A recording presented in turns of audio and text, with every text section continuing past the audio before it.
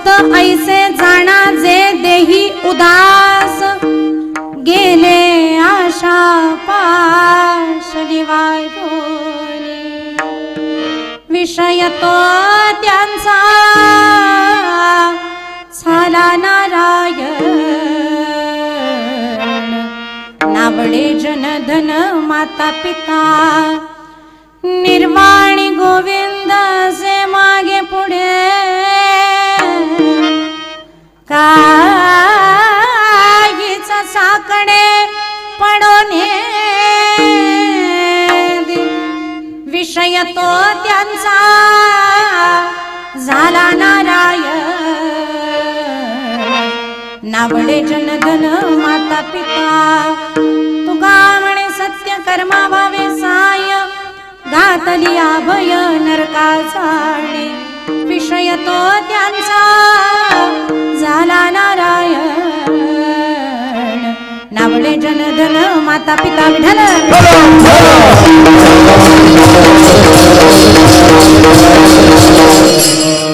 सर्व वेदांत सिद्धांत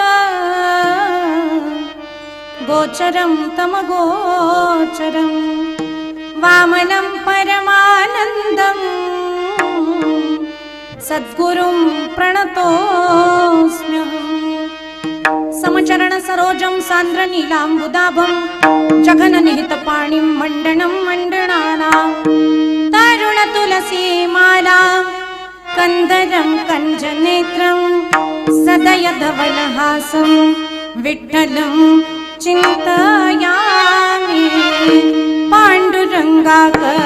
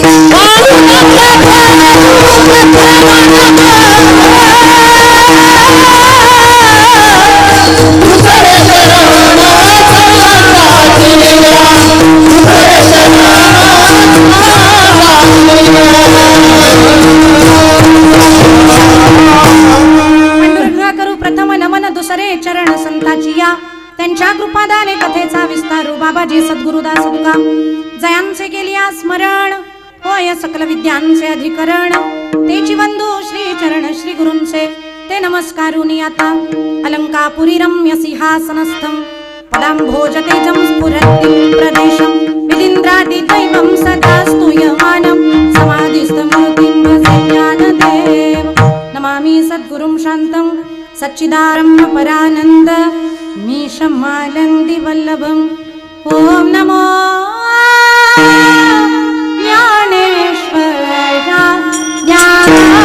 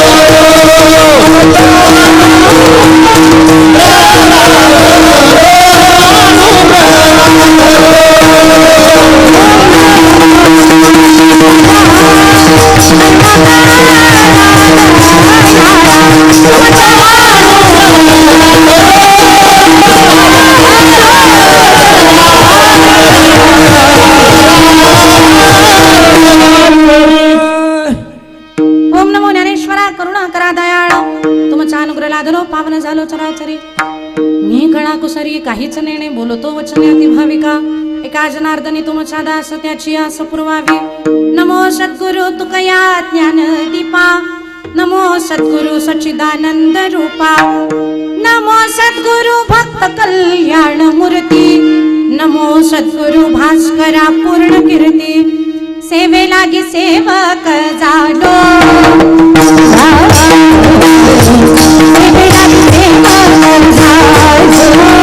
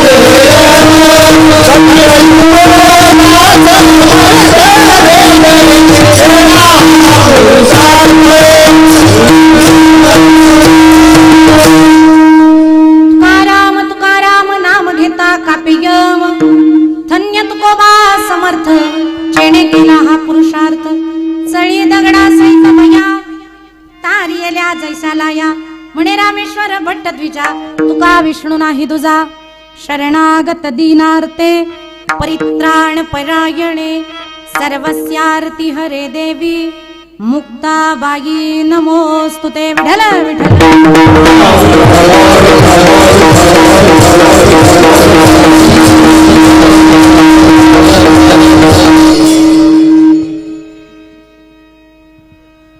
रामकृष्ण हरी रामकृष्ण हरी. आज आपण सर्व मंडळी परात्पर अखिलेश्वर अकारण करुणा वरुणालय भक्तवांच्या कल्पतरू रुक्मिणी प्राणसंजीवन महाराष्ट्राचा आराध्य दैवत षडगुण ऐश्वर्य संपन्न पंढरपूर निवासी श्रीमंत श्री पंढरीश परमात्म्याच्या कृपाशीर्वादानं महाराष्ट्राचं कुलदैवत अखंड महाराष्ट्राचं जवळपास 70% महाराष्ट्राचं कुलदैवत श्री खंडेराया यांच्या छत्रछायेखाली आणि अखंड विश्वाचं उपास्य आराध्य संत तत्व ते म्हणजे कैवल्य साम्राज्य चक्रवर्ती श्रीमंत संत शिरोमणी संत हृदयरत्न श्री ज्ञानोबराया यांच्या 750व्या जयंती महोत्सवानिमित्तानं आणि वैराग्य राग रसिक देहू निवासी जगद्गुरु तुकोबराय यांच्या 350व्या वैकुंठगमन सोहळ्यानिमित्तानं आपण या ठिकाणी खेड तालुक्यामध्ये भव्य दिव्य स्वरूपामध्ये गेल्या 3 दिवसापूर्वी आपण ही प्रतिष्ठापना या सप्ताहाची केली. खरं तर संकल्प ज्या वेळेला अंतःकरणामध्ये प्रस्फुटित होत असतात त्यावेळेला त्यांचं स्वरूप अत्यंत सूक्ष्म असतं, पण त्याच सूक्ष्म स्वरूपाला भव्य दिव्य स्वरूप देण्याची क्षमता असण्यासाठी मनगटात तेवढी धमक असावी लागते. आणि ती धमक आमच्या खेड तालुक्यातल्या ह्या सूक्ष्म विचार करणाऱ्या प्रत्येक कीर्तनकाराच्या अंतःकरणामध्ये आहे. आणि त्याचं ज्वलंत जाज्वल्य उदाहरण तो म्हणजे आपला हा सप्ताह आहे. विठ्ठल विठ्ठल.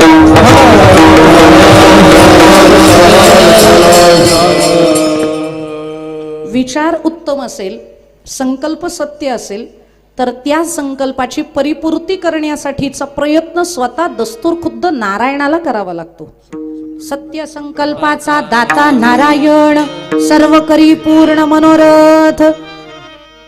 खरं तर काही मंडळींच्या अंतकरणात विचार आला, उभा महाराष्ट्र ज्ञानोबरायांचं हे जयंती महोत्सवाचे कार्यक्रम राबवतंय, आयोजित करतंय आणि खेड तालुक्याची भूमी म्हणजे ज्ञानोबरायांची भूमी आहे. ज्ञानोबरायांचं वायुमंडल म्हणजे खेड तालुका आहे. ज्ञानोबराया समाधीमध्ये बसलेले आहेत, पण त्यांच्या वायुलहरी जिथपर्यंत पोहोचतात, ज्या मंडलात पोहोचतात, ते मंडल म्हणजे आपल्या खेड तालुक्याचं ठिकाण आहे. आणि या खेड तालुक्यामध्ये आपण राहून सुद्धा आपल्याला आपल्याचा अभिमान नसावा, स्वाभिमान नसावा, आणि हा विचार अंतकरणात प्रस्फुटित झाला. आणि मग त्याच्यासाठी सगळेजण एकत्र आले, कारण त्यांना माहिती होतं हा खेळ नव्हे एकल्याचा, म्हणून मेळ जमविला. आणि इथं यायचं असेल तर एकट्यानं करून जमणार नाही. तसं तर असा सप्ताह एकटा करू शकतील एवढ्या ताकदीची लोक आपल्या तालुक्यात आहेत. एकट्या माणसानं ठरवलं ना मी सप्ताह करेन तर ते करू शकतात, पण करणाऱ्यांनी ठरवलं एकट्यालाच नाही करू द्यायचा, करायचा तर सगळ्यांनी एकत्र. तिथं अगदी प्रभू रामचंद्रांचं सामर्थ्य काही कमी नव्हतं ना. त्यांना ज्या वेळेला लंकेला जायला पूल बांधायचा होता, एका बाणामध्ये अखंड पूल तयार करू शकले असते, पण तरी सुद्धा प्रभुराम तिथं मागं राहिले. सगळ्या वानर सैन्याला पुढं पाठवलं आणि वानरांमध्ये जिथं जांबुवंत, अंगद, हनुमंतरायांसारखे बलाढ्य शूर सेनानी असताना सुद्धा तिथं एक खार तुरुतुरु पळत होती. सगळ्यांना माहिती आहे. त्या खारीला सगळ्यांनी विचारलं, ए खारुताई, अगं तुझा जीव केवढूसा आहे, तुझ्या तोंडातनं तू किती माती आणू शकतेस? त्यावेळेला त्या खारीनं सांगितलं, बऱ्याचदा शरीर काठीवरती माणसानं जाऊ नये. शरीर काठी जरी क्षुल्लक आणि खराब दिसत असली तरी कामं मोठी मोठी होत असतात, आणि याचा आजच प्रत्येक खेड तालुक्यातल्या या सप्त्याच्या मंडपात आलेला आहे. एक अत्यंत जीर्ण वृद्धावस्थामध्ये असलेले बाबा येतात काय, महाराजांजवळ जाऊन म्हणतात काय, महाराजजी मला पावती फाडायची आहे. आता पावती घेणाऱ्यांना पावती देणाऱ्यांचे कपडे बघून कळतं, खादी आहे म्हणल्यानंतर लाख येतील, पण फाटके आहेत म्हणल्यानंतर काय 1000-2000च्या वरती काय मजल जाणार आहे. त्या कपड्यांकडे पाहून असं वाटलं 1000-1500 रुपये येऊ शकतात, पण ज्या वेळेला आकडा ऐकला त्यावेळेला ऐकणारे आवाक होते की बापरे एवढे पैसे. लिहिली तर खरं, पण लिहिल्यानंतर जोपर्यंत देत होते तोपर्यंत एका जागेवरती ते मोजून पहिल्यांदा, बघा बाबा मी म्हणतोय खरं 1000-2000 कमी नको पडायला, पडले तर तेही माझ्या धोत्राच्या गाठीला आहेत, ते पहिले मोजून घ्या. आणि ते मोजून घेतल्यानंतर झाले ना तुमचे पूर्ण असं म्हणून जे पाठ फिरवली ते व्यक्तिमत्व अदृश्य झालं. आणि असा अनुभव येणारं हे एकमेव व्यासपीठ आहे. आणि इथं येणारा प्रत्येक व्यक्ती दिसायला जरी साधा असेल तरी त्याच्यामध्ये प्रचंड इच्छाशक्ती आहे की हा कार्यक्रम मोठा आणि भव्य दिव्य स्वरूपात झाला पाहिजे. त्याच्यासाठी प्रत्येकाचं डेडिकेशन आहे, प्रत्येकाचा त्याग आहे, प्रत्येकाची स्फूर्ती आहे, अंतस्फूर्तीनं काम करणारी इथं माणसं आहेत. त्या खारीला विचारलं, बाई तुझा जीव एवढूसा आहे, एवढूशा मातीनं काय होणार आहे? तिनं सांगितलं, जे माझ्या मातीनं होणार आहे ना ते तुमच्या मोठ्याल्या दगडानं होणार नाहीये, कारण दगड तुम्ही टाकलेली इकडं तिकडं पळायला लागली आहेत, त्यांना एकत्र करण्याचं काम खारीचं काम आहे. आणि जर मी माती टाकली नाही तर तुमचा पूल एकत्र यायचाच नाही. तुमची दगड एकत्र येण्यासाठी जी माती लागणार आहे ती माती टाकण्याचं काम खारीनं केलं, त्याच्यामुळं ती माती एकत्र बसली आणि पूल तयार झाला. त्याच्यामुळे त्या खारीचाही वाटा तितकाच महत्वाचा आहे की जितका त्या वानरांनी टाकलेल्या दगडांचा. आणि म्हणून इथं सगळ्यांनी एकत्रित येऊन ज्याला जेवढं जमेल, ज्याला जसं जमेल तसं आपापल्या कुवतीप्रमाणे प्रत्येकानं या ठिकाणी एकत्र यावं आणि हा आनंदाचा सोहळा, कीर्तनाचा गजर व्हावा, पण हा सोहळा आनंदाचा व्हावा यासाठी प्रत्येक जण प्रयत्नशील झाला. म्हणून एकदा आयोजकांसाठी जोरदार टाळ्या बसलेल्या मंडळींकडनं झाल्या पाहिजेत. सगळ्या मंडळींचं मी नाव घेणार आहे, कारण ज्यांनी प्रयत्न केले, ज्यांनी दिवसाचे रात्रीचे दिवस केलेले आहेत, ज्यांनी घरातल्या बायकोंच्या शिव्या खाल्लेल्या आहेत पण तरी सुद्धा इथं कामं केलेली आहेत. मला प्रत्येक माणसाचं काम माहिती आहे, पण सुरुवात आता पहिल्यांदा कीर्तनाने करते आणि शेवटची फक्त 15 मिनिटं या सगळ्या मंडळींनी काय केलंय, हे जे उभं दिसतंय, हे जे आपल्याला आता अगदी शेवटच्या कडेला आलेलं हे काम आहे. कीर्तन करू येणं, कीर्तन करणं, निघून जाणं हे काम करणं सोपं आहे, पण त्याच्यासाठी ही सगळी माणसं जमा करणं, हे सगळे दाते जमा करणं, याच्यासाठी या मंडळींनी काय केलंय याच्यासाठी विशेष वेळ आपण देणं गरजेचं आहे. म्हणून शेवटच्या 15 मिनिटांमध्ये त्या सगळ्यांचं विशेष कौतुक. आता थेट अभंगात प्रवेश.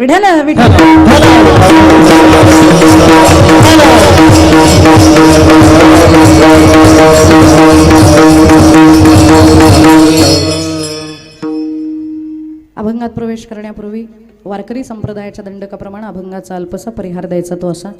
प्रस्तुत प्राप्त प्रसंगी कीर्तनरूपी सेवेकरता निवडलेला अभंग महाराष्ट्र सारस्वताला ललांभूत ठरणारं साहित्य ज्यांच्या मुखारविंदातून निघालं, वारकरी मायबापांच्या कर्णकुहरात ते अमृत लहरींसारखं बरसलं. ज्यांच्या स्वतंत्र प्रतिभेला आज तागायतच्या सकल संतांनी पंचमवेद अशी मान्यता दिलेली आहे, ज्यांना ज्ञानी अमरेंद्र, बोधामृतचंद्र, ऐश्वर्य समुद्र आणि परमसुभद्र असं म्हणलं जातं, ते वैराग्य राग रसिक देहूचे सुप्रसिद्ध आणि श्रीमंत संत जगद्गुरु तुकोबराय यांचा 4 चरणाचा आणि सर्व वारकऱ्यांच्या परिचयाचा अगदी पाठातला उत्कृष्ट असा अभंग सेवेकरता निवडलाय. विठ्ठल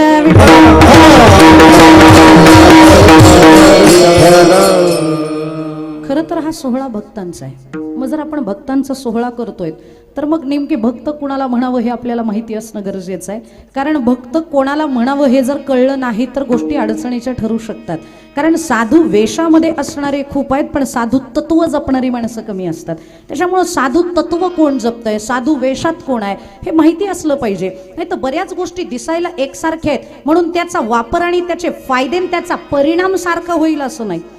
एक पांथस्थ वारीसाठी निघाला आणि वारीला जाण्याच्या अगोदर रोज संध्याकाळी बायको त्याला खोबऱ्याच्या तेलानं पायाची मालिश करून द्यायची, तुमची वारी चांगली व्हावी, तुमचे पाय दुखू नयेत म्हणून तिने अगोदरच सेवा केलेली. आणि ज्या वेळेला तो वारीच्या वाटेनं निघाला, निघताना एकटा निघाला, बायको काही रोज खोबऱ्याचं तेल वाटीनं पायाला चोळायला नव्हती, पण चालून चालून दमल्यावरती त्याला पत्नीची आठवण झाली. ती जर आता असती तर किती बरं झालं असतं. पण तेवढ्यात त्याच्या लक्षात आलं, वारीच्या वाटेनं चालत असताना एका शेतकऱ्यानं पायाला जी जखम झाली होती ती भरून काढण्यासाठी बिब्व्याचं तेल त्याच्यामध्ये घातलं होतं. खोबऱ्याचं तेल जरी आता उपलब्ध होणार नसेल तरी बिब्वे मात्र मगाशी त्यानं जे काही ठेचून त्याचं तेल काढलेलं आहे ते तेल आपल्याला वापरता येईल म्हणून त्यानं ते तेल घेतलं आणि अख्ख्या अंगाला तेल लावलं. दिसायला दोन्ही तेलच आहेत, खोबऱ्याचंही तेलच आहे आणि बिब्व्याचंही तेलच आहे, पण खोबऱ्याचं तेल आरामदायक आहे आणि बिब्व्याचं तेल डबल आरामदायक आहे. खोबऱ्याच्या तेलानं वेदना शमन होते, पण बिब्व्याच्या तेलानं मात्र जर इजा झालेली नसेल तर अंग सुजायला लागतं. त्या तो बिबा दिसायला जरी तेलाचं त्याचं स्वरूप असेल तरी परिणाम मात्र दोघांचे विभिन्न आहेत. तसे दिसायला जरी साधू वेशामध्ये काही माणसं दिसत असली तरी समाजासाठी ते उतणारी असतात. आणि म्हणून अशांना साधू म्हणावं की तशांना साधू म्हणावं ही अडचणच यायला नको म्हणून तुकोबरायांनी भक्तांची लक्षणं आजच्या अभंगात सांगितली आहेत.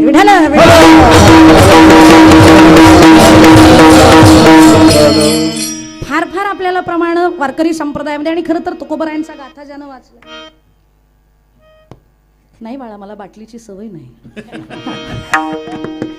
काय आहे, संत कुणाला म्हणावं याच्यासाठी प्रत्येक संतांनी गाथ्यामध्ये थोडं थोडं सांगितलेलं आहे. पण तुकोबरायांचा गाथा ज्यानं वाचला त्याला माहिती पडेल की संत कुणाला म्हणावं. आणि माझं असं म्हणणं आहे, बाकी कोणतं जरी साहित्य नाही वाचता आलं ना तरी गाथा वाचली पाहिजे, गाथा वाचली पाहिजे.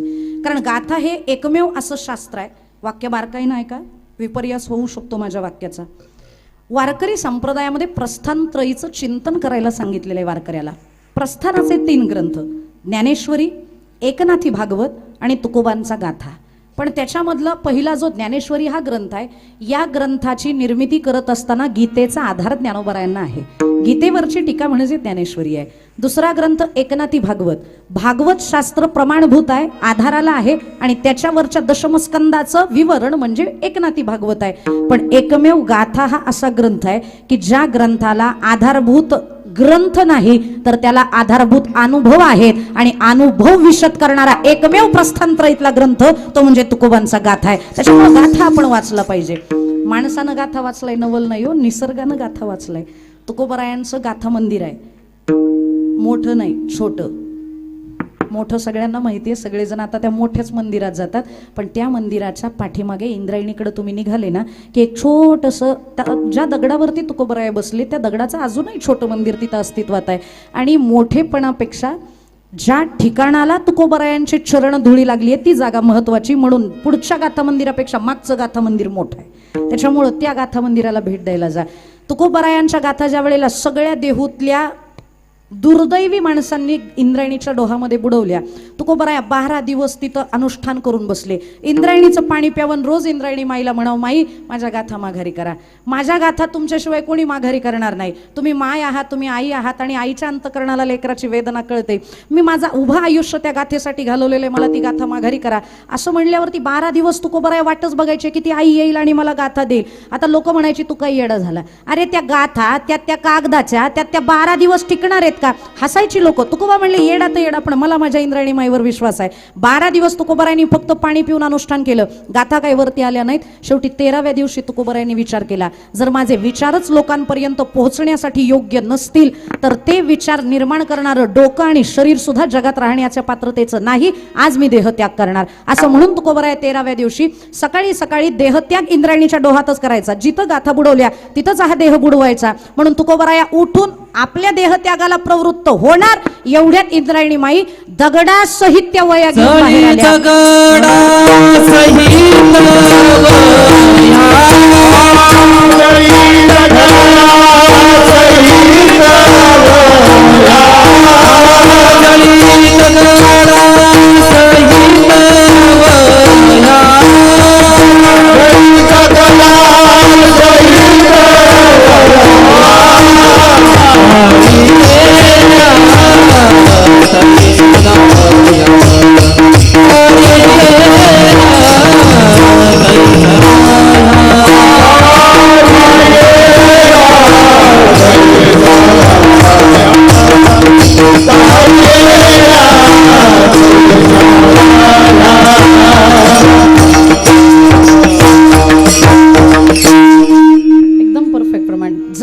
सहित वया तारी येल्या जैसा लाया.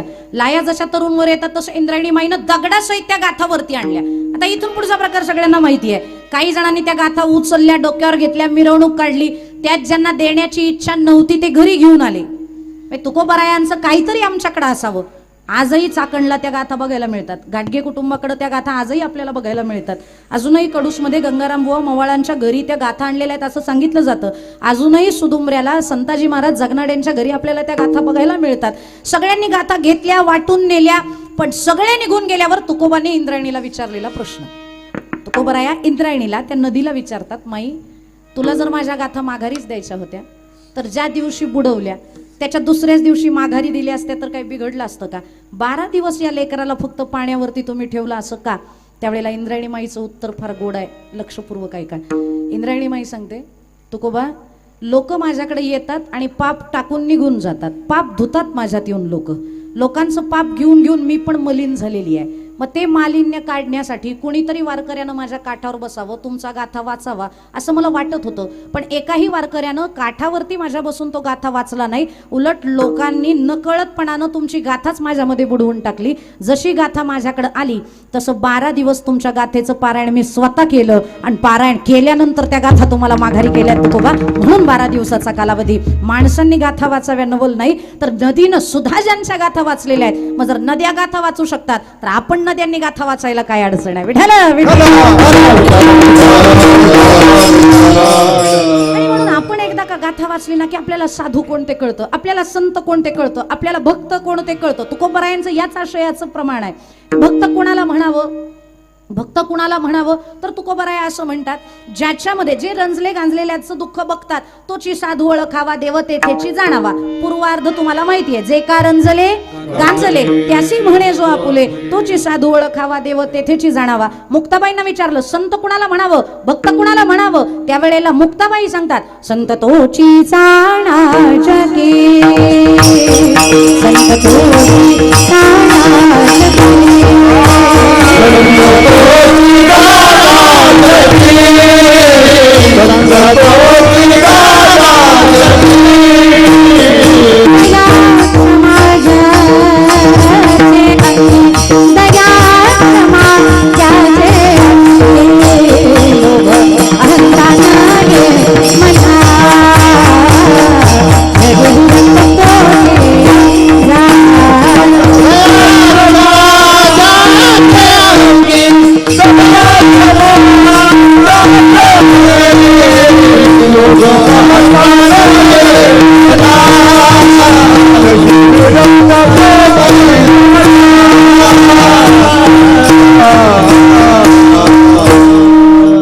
संततोची जाणा जगी दया क्षमा, ज्याचे अंगी लोभ हत्ता नये मना, जगी विरक्त तोची जाणा, इह परलोकी सुखी शुद्ध ज्ञान, ज्याचे मुखी मिथ्या कल्पना, मागे सारा ताटी उघडा ज्ञानेश्वरा. विठ्ठल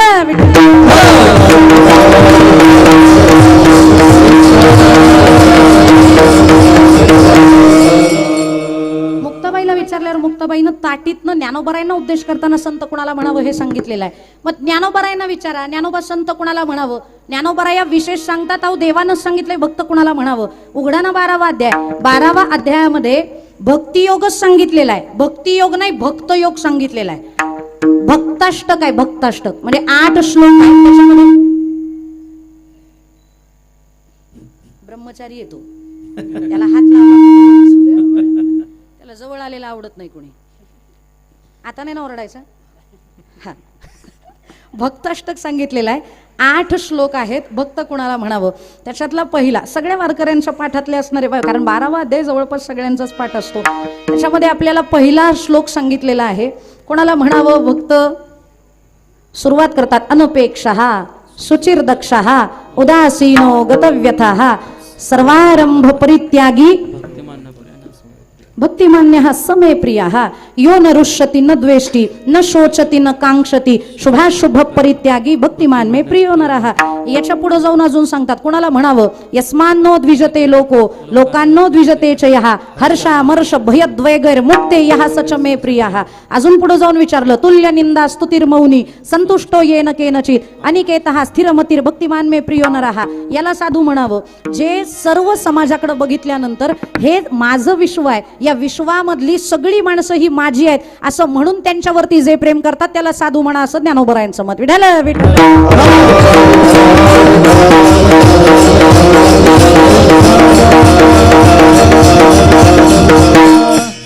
उत्तमते अवहेरीजे आणि अधमाते धिक्कारीजे असं ज्याचं अंतकरण करत नाही, किंवा गायीची तृषा हरू व्याघ्राते विष होऊनी मारू ऐसे न कीजे करू तो युजैसा. जसं पाणी गायीला पाणी देत असताना म्हणतं हिची जी तहान आहे ती आपण भागवली पाहिजे, आणि वाघ जर आला तर हा वाघ सगळ्यांना त्रास देतो, त्याला मी विष बनवून मारलं पाहिजे, असं पाण्यानं कधी केलंय का?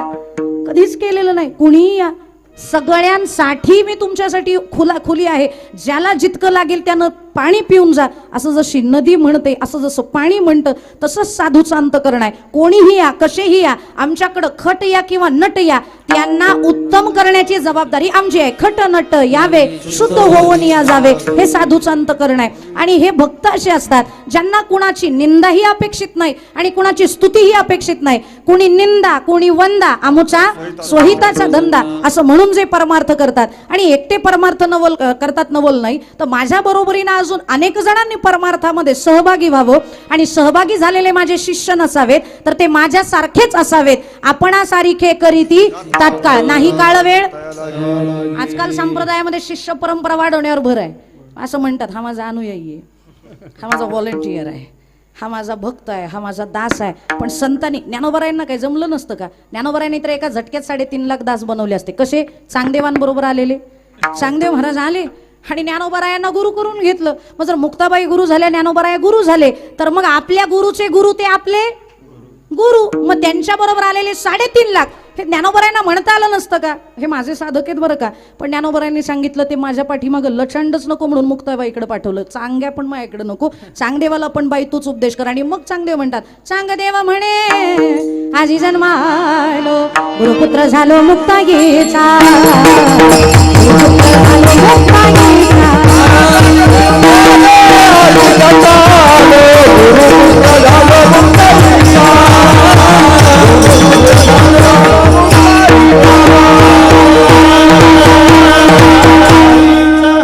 मुक्ताबाईला गुरु करून घेतलं चांगदेवांनी, आणि मुक्ताबाईंना विचारलं ह्या बाकीच्यांचं, ते म्हणे तुमचं तुम्ही सांभाळा, मला नकोय.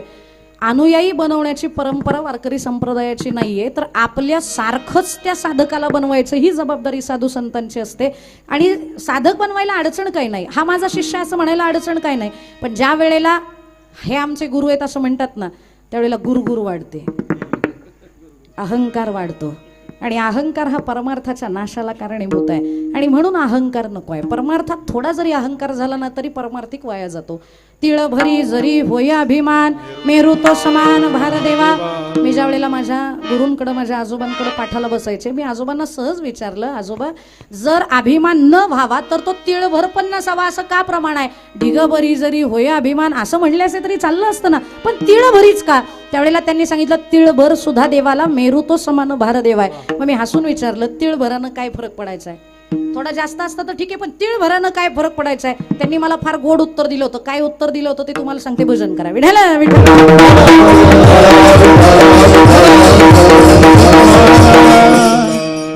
दसरा झाला आपला, आता 2-4 दिवसाखाली दसरा झाला. दसऱ्याला आपल्याकडं देवीला नैवेद्य दाखवावा लागतो. कशाचा दाखवावा लागतो? कडध्यात कशाचा दाखवला? पुरणपोळी.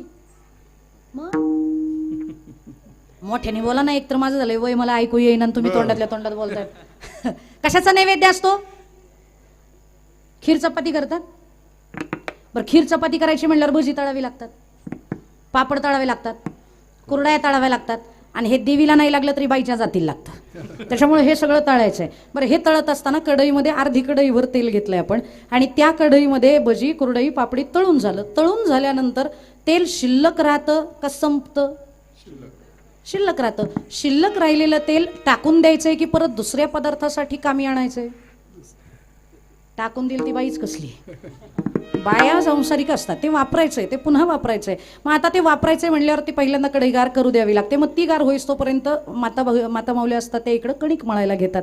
कणिक मळून झाली की इकडं कढईला हात लावून बघतात, कढई गार झालेली असते. मग कढई अशी हातानं उचलायची आणि एखाद्या पात्रामध्ये पूर्ण ते तेल काढून घ्यायचं. पण आता अजून एका प्रश्नाचं उत्तर द्या.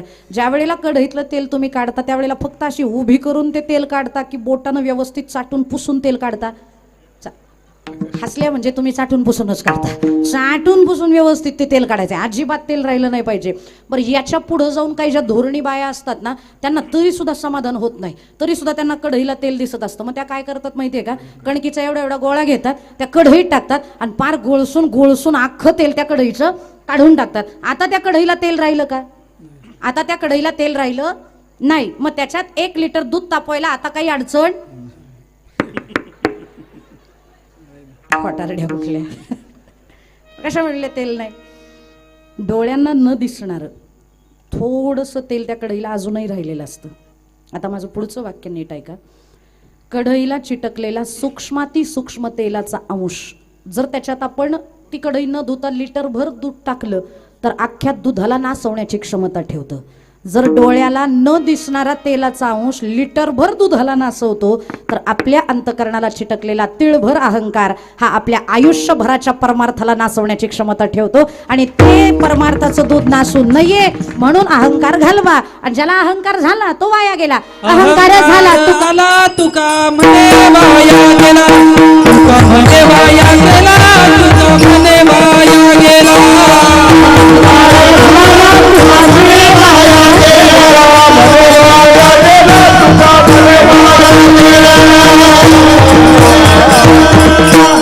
अहंकार झाला तुका म्हणे वाया गेला. आणि जर एखाद्याचा अहंकारच गेला, मग अहंकार गेला तुका म्हणे देव झाला. अहंकार गेला तुका म्हणे देव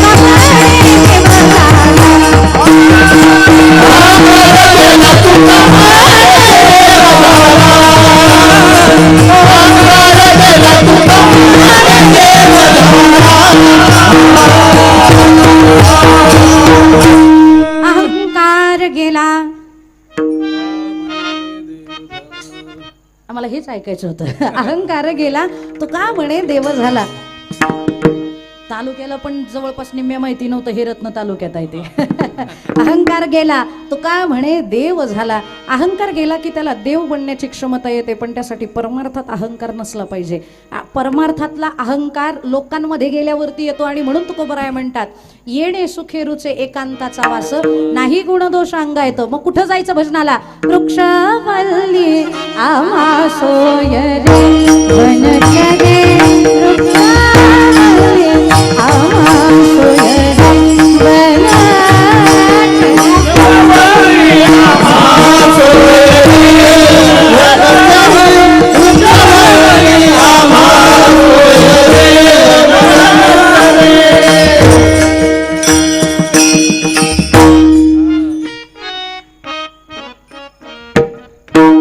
पक्षिणी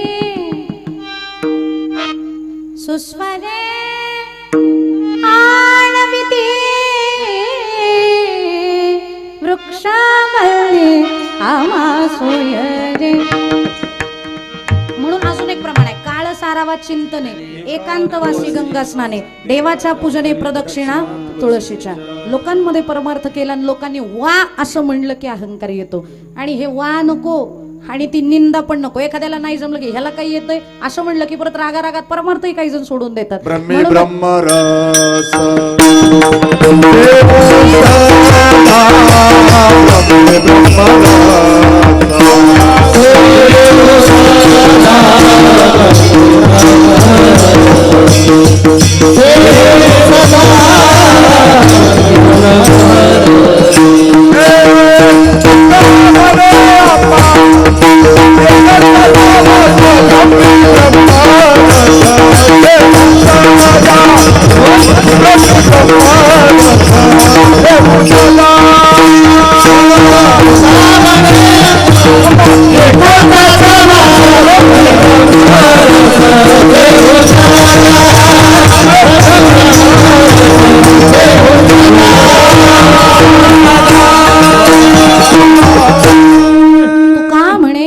एकांताचा वास ब्रह्मी ब्रह्मरस सेवू सदा. ब्रह्मतत्वाला जाणून ब्रह्मतत्व स्वरूपाचे होऊन ब्रह्मरस अखंड भोगता येतो एकांतामध्ये. आणि म्हणून आम्हाला एकांतामध्ये जायचंय आणि भजन करायचंय. तुकोबरायांना विचारलं, तुकोबराया फक्त भजनालाच अडचण आहे का? बाकीच्या मार्गातल्या कुठल्याही साधकानं लोकांतात जावं? कुठल्याच साधकाने जाऊ नये. ज्ञानानं जाऊ नये, योग्यानं जाऊ नये, भक्तानं जाऊ नये. आणि जे लोकांतामध्ये जातात ते खरे भक्त नसतातच. ज्ञानी माणसानं आपल्या ज्ञानाचं प्रदर्शन लोकांमध्ये केलं की त्या ब्रह्मज्ञानाचा सुद्धा तितकाच मोठ्या ताकदीचा अभिमान येतो. आणि म्हणून तुकोबराय म्हणतात, मला ते ब्रह्मज्ञानच नको. नको ब्रह्मज्ञान आत्मस्थिती भाव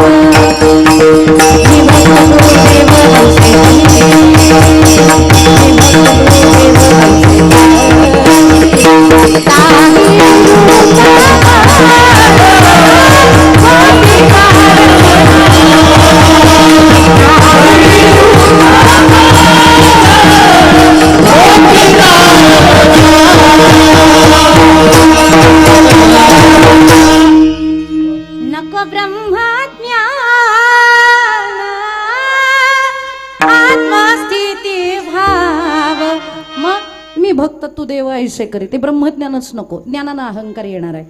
आणि एक सांगू, ज्ञानोबरायांना तुकोबरायांना ब्रह्मज्ञान आल्यानंतर त्यागलेलं आहे. रस्त्यावरचा भिकारी जर म्हणला ना, काय कोट्यांमध्ये मजा नाहीये, अरे तुझ्याकडे नाहीतच, तू काय मजा नाही म्हणून सांगतो. ज्याच्याकडे आहे त्यानं जर म्हणलं ना काही पैशात मजा नाही, तर त्याला किंमत आहे. पण दुर्दैवानं असं कोणी म्हणत नाही पैसेवाला. कारण असं ते सुटत नाही. कारण पैसे नसताना पैसे नको म्हणण्याला किंमत नाही, पण पैसे असताना पैशाला जर कोणी डावलत असेल तर त्याला विशेषत्वानं किंमत असते. तुकोबराया स्वतः ब्रह्मज्ञानी असताना म्हणतायत नको ब्रह्मज्ञान. कारण तुकोबरायांची वाणी, तुका तो सहज बोले वाणी, त्यांचे घरी वेदांत वाहे पाणी, हा तुकोबरायांचा अधिकार. पण तरी तुकोबराय म्हणतात नको ब्रह्मज्ञान. बरं, ब्रह्मज्ञान तुकोबांना नकोय का कुणालाच नकोय? ज्ञानोबराय म्हणतात मला पण नको बुवा. ज्ञानोबराय साधे ज्ञानी, ज्ञानोबरायात ज्ञानियांचे राजे, ज्ञानियांचा राजा गुरु महाराज म्हणती ज्ञानदेव तुम्हा ऐसे. हा ज्ञानोबरायांचा अधिकार आहे. पण एका दोन संतांनी वर्णन नाही केलं, सगळ्याच वारकरी संप्रदायानं ज्ञानोबरायांचं कौतुक केलंय. ज्ञानी याचा शिरोमणी वंद्य जो का पूजा स्थानी, चिंतकाचा चिंतामणी ज्ञानोबा माझा, साधकाचा माय बाप दर्शने हरे ताप, साधकाचा माय बाप दर्शने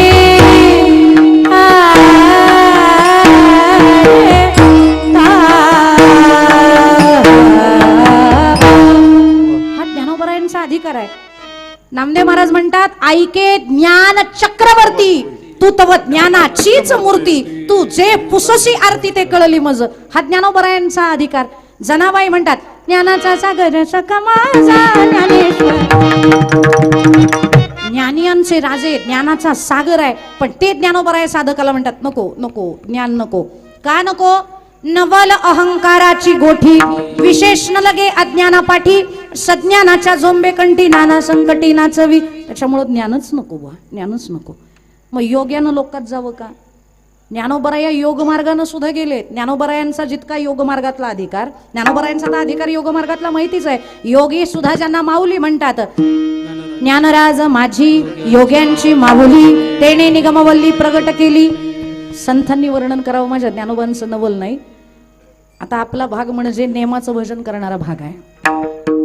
वैकुंठवासी गुरुवारी आदरणीय कोंडाजी बाबा डेरे, साधू बाबा वाजवणे, वायकर बाबा, मारुती बुवा गुरु, ही सगळी मंडळी म्हणजे नेमाचं भजन करणारी मंडळी. आणि त्यांचा हा भाग आहे.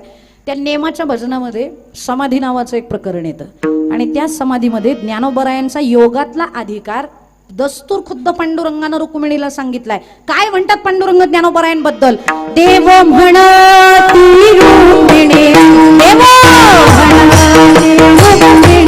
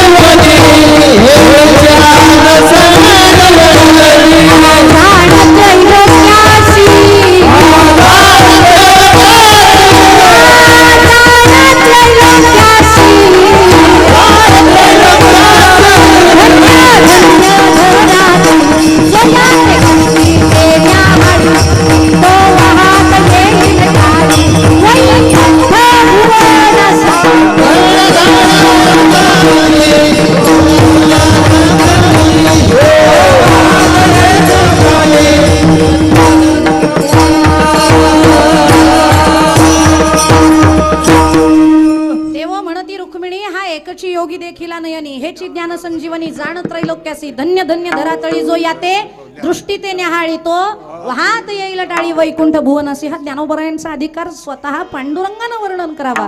ज्ञानोबरायांचा 6व्या अध्यायामध्ये इतका विलक्षण योग ज्ञानोबरायांनी सांगितलाय, पण तो योग आपल्याला कळणारच नाही.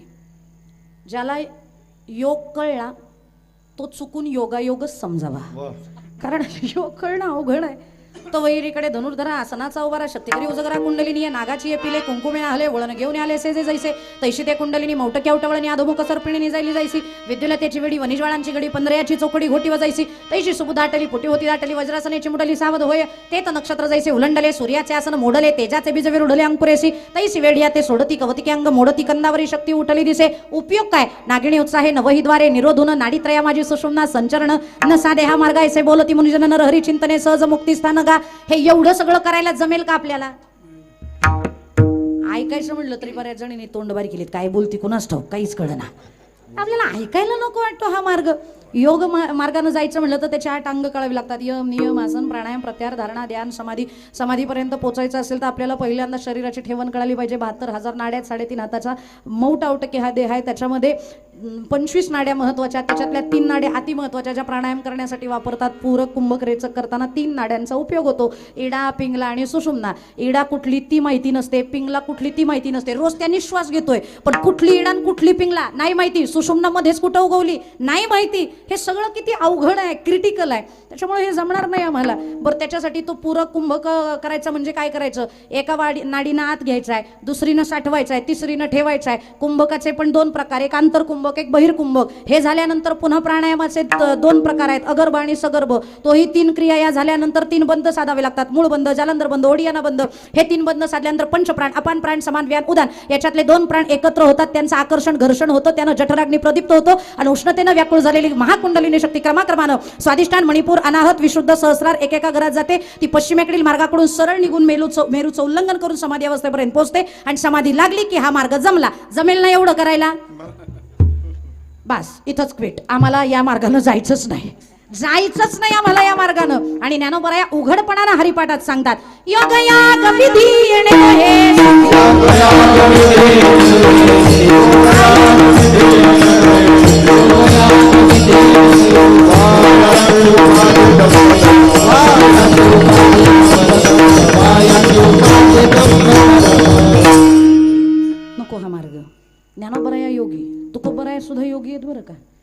तुकोबराय ज्या अर्थी म्हणतात की आपल्याला सहज मी एकला गा निज निराकार पंथे, वाचा तो तुकोबरायांचा अभंग, नदीचे वाटे. हा बाई, हे सगळं वाचल्यानंतर आपल्याला कळतं की तुकोबरायांचा सुद्धा या मार्गाचा फार मोठा अभ्यास आहे. पण तरी तुकोबराय म्हणतात योग नको, कारण मी संसारी आहे आणि संसारी हा भोगी असतो आणि भोगी जर योगी झाला तर तो रोगी होण्याची शक्यता जास्त असते. त्याच्यामुळं नको नको या मार्गाने जायला नको. काही जण जे भोगी आहेत त्या भोग्यांनी योग केल्यानंतर कुंडलिनी जागृत झाली, पण ती या मूर्धन्य स्थानातून बाहेर येण्याच्या ऐवजी काहींची डोळ्यातून ती शक्ती बाहेर आली तर डोळे जातात, नाकातनं बाहेर आली तर वास यायचा बंद होतो, तोंडातनं बाहेर आली तर वाचा जाते, मणक्यातनं जर बाहेर पडली तर मग आधू व्हावं लागतं. या सगळ्या अडचणी आहेत या मार्गातल्या. त्याच्यामुळे आपण भोगवादी आहोत. आपण भोगाला नाही म्हणू शकत नाही म्हणून योग मार्गाने जायचं नाही. सुटला योग मार्ग आम्हाला नाही जमणार, मग भक्ती मार्ग सोपा आहे. भक्ती पंथ बहु सोपा, पुण्य नागवे या पापा, येणे जाणे येथेची पैकुंठती. भक्ती पंथ बहु सोपा. आणि म्हणूनच तुकोबराय म्हणतात बाकीच्या मार्गाने जाऊ नका. ज्ञानोबराया ज्ञानी, ज्ञानोबराया योगी, पण तरी ज्ञानोबराया भक्ती मार्गाने जातात आणि वैष्णवांचे शिरोमणी होतात. ज्ञानदेव वैष्णव मोठा, विठ्ठल नामे मुक्त पेठा, ज्ञानदान घडे श्रेष्ठा, वैकुंठ वाटा संत गेले. ज्ञानोबराय म्हणतात भक्त होणं सोपं आहे, कारण भक्ताला करायचंय काय? भजन. त्या भजनात ऍड काय करायचंय? प्रेम, भाव असेल आणि भावानं भक्ती केली की तुम्हाला देव मिळाला. भाव बळे आकळे, ये रवी नाकळे, करतळी आबळे तैसा हरी. किंवा भावे विण भक्ती, भक्ती विण मुक्ती, बळे विण शक्ती बोलू नये. इतकं साधन सोपं गणित आहे. देवा कारणे भावत स्मात, न्यावे न लागे पारस गीत, केले एक चित्त तरी बहुत, एवढ्यासाठी नका करू आता हात गा, एवढ्यासाठी नका करू आता हात गा. फक्त भाव, तू काय म्हणे मुख्य भावाची कारण, फक्त भाव पाहिजे. आणि भावानं जर तुम्ही त्याची भक्ती करत असाल तर भगवंत येतो. काही जण म्हणतील आम्ही भजन करतोय पण आतापर्यंत देव आला नाही. इथंच 3 दिवस झालं करतोय, इथंच 3 दिवस रोज सकाळ संध्याकाळ कीर्तन आहे. हे 6वं कीर्तन आहे ताई तुमचं. तुम्हाला काय वाटलं तुम्ही काय पहिले आहेत का? 5 कीर्तनाला आम्ही बसलेलो आहेत आणि प्रत्येक कीर्तनकार ओरडून म्हणतोय म्हणा विठ्ठल विठ्ठल असं म्हणतोय. हे सांगते प्रत्येकच कीर्तनकार म्हणतोय म्हणा विठ्ठल. आम्ही काय भजन करत नाही का? पण आम्ही भजन करूनही देव आमच्याकडे येत नाही. येत नसेल तर दोही ठाई तुका नाही पडो देत चुका. मध्यस्थाची भूमिका ज्या तुकोबांची आहे ना, त्या तुकोबरायांना शरण जा, कारण साधूला शरण गेल्याशिवाय भगवंताची भेट होत नाही. म्हणून तद्विधी प्रणिपातेन परिप्रश्नेन सेवया, उपदेक्षन्ति ते ज्ञानम ज्ञानिन स्थित्वदर्शिनः. ते ज्ञान पैगा परमे, जरी मनी अति आणावे, तरी संता या भजावे सर्वस्वेसी. धरावे संता जे ते पाया, धरावे संता जे ते पाया, धरावे संता जे ते पाया,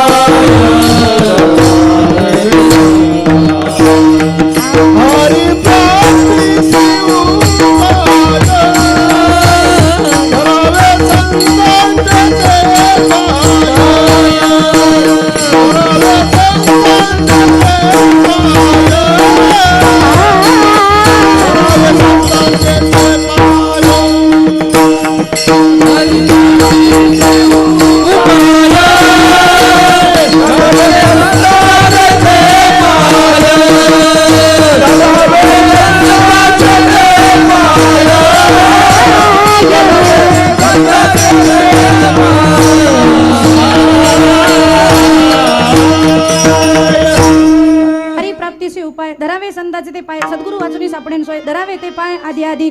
या जगामध्ये साधूकडे गेल्याशिवाय संतांकडे गेल्याशिवाय देव भेटत नाही. आणि जे जे देवांकडे गेले, जे देवांकडे गेले पण संतांकडे नाही गेले, त्यांना देवही नीट कळला नाही. आणि म्हणून आपल्याला भगवंतापर्यंत पोचायचं असेल, त्याचं यथार्थ स्वरूप जाणून घ्यायचं असेल ना, तर त्यासाठी आपण साधूकडे गेलं पाहिजे. बरं कोण असं आहे की जे साधूकडे गेल्यानंतर त्यांना देव भेटला? कोण गेले आणि कोणाला भेटलाय सांगते. अगोदर भजन करावे.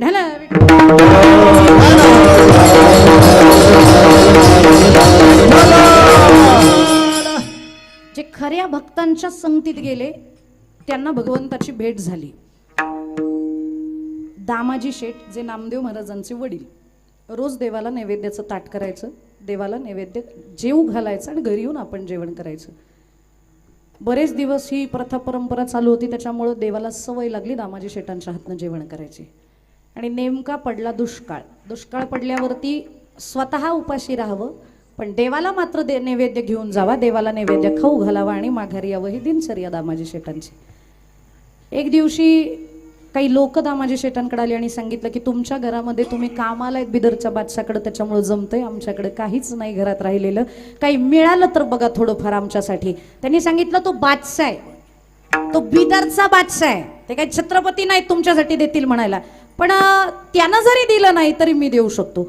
म्हणून जेवढ्या कणग्या धान्याच्या भरलेल्या होत्या सगळ्या उघड्या केल्या आणि सांगितलं ज्याला जितकं लागतंय त्यानं तितकं घेऊन जा. काही मोजकी लोक घेऊन गेली. त्यांनी सांगितलं दामाजी शेठांनी मदत केली आहे म्हणल्यावर दुसऱ्या दिवसापासून लाईन लागली दामाजी शेठांच्या दारामध्ये. मदत करतायत म्हणल्यावरती काहीतरी मिळेल.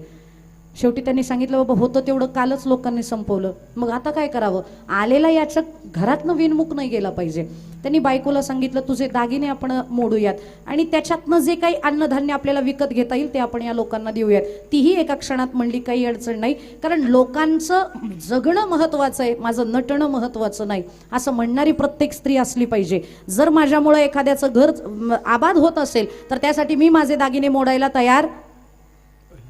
एक पण आहे म्हणून आवाज आला नाही, येडबीड लागलं का ते म्हणायला, मी येडबीड आहे. पण दामाजी शेठांची बायको आहे, ती साधू महात्म्याची बायको आहे, भक्ताची बायको आहे. तिनं पटकन आपले सगळे गळ्यातले अंगावरचे डाग काढले, घरात जेवढं होतं तेवढं सगळं दिलं. दामाजी शेठांनी ते मोडून टाकलं, त्याचं धान्य आणलं, ते वाटलं, पण तरी धान्य कमीच पडायला लागलं. शेवटी मग त्यांनी विचार केला आता लोकांची संख्या वाढायला लागली, काय करावं. मग त्यांच्या डोक्यात आलं बिदरच्या बादशाचं गोदाम आपल्या ताब्यात आहे, गोदाम लुटलं तर काय फरक पडणार आहे. म्हणून त्यांनी गोदामाचे दरवाजे उघडले आणि सांगितलं ज्याला जितकं लागतंय गरजेपुरतं घेऊन जा. एका तासात अख्खं गोदाम संपलं.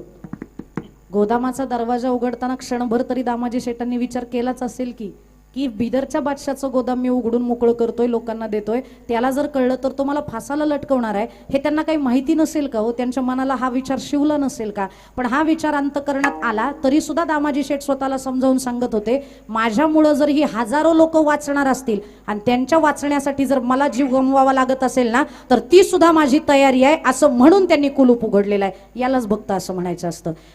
साधूच्या अंतकरणाची जी संवेदनशीलता आहे ती प्रचंड वेगळी आहे. साधूच्या अंतकरणाची संवेदनशीलता आणि सर्वसामान्य माणसाच्या अंतकरणाची संवेदनशीलता याच्यामध्ये जमीन आसमानाचा फरक आहे. आपल्याला साधू जरी माणसासारखा दिसत असला तरी साधू माणूस नाही बरं का, हे लक्षात राहू द्या. साधू हा साधूच असतो.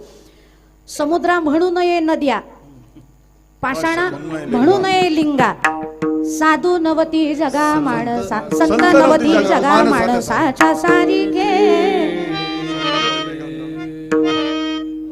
सगळे परीक्षाच घ्यायला उभे भाऊ माझी आज इथं. फक्त संताचं साधू झालं तरी साधू नाही, संत नवती जगा, संत नवती जगा माणसाच्या सारिखे. ही संतांच्या अंतकरणाची संवेदनशीलता आहे. कमळाचं फूल तोडा आणि ते आपल्या तळपायाला मारा, तळपायाला त्रास होणार नाही, पण त्याच कमळ फुलातली एक पाकळी काढा, तिची बरोबर अशी गोल पिळोटी करा आणि ती डोळ्याच्या बुबुळावर मारा, त्रास होईल की नाही. जे अख्खं कमळाचं फुल पायाला त्रासदायक नव्हतं त्याच्यातली एक पाकळी फक्त अशी पिळून डोळ्याला मारली की डोळ्याला त्याचा त्रास झाला. अख्ख्या फुलाचा त्रास पायाला होत नाही पण छोट्या पाकळीचा त्रास डोळ्याला होतो. कारण काय, कारण पायाची तळपायाची संवेदनशीलता वेगळी आहे आणि डोळ्याची संवेदनशीलता वेगळी आहे.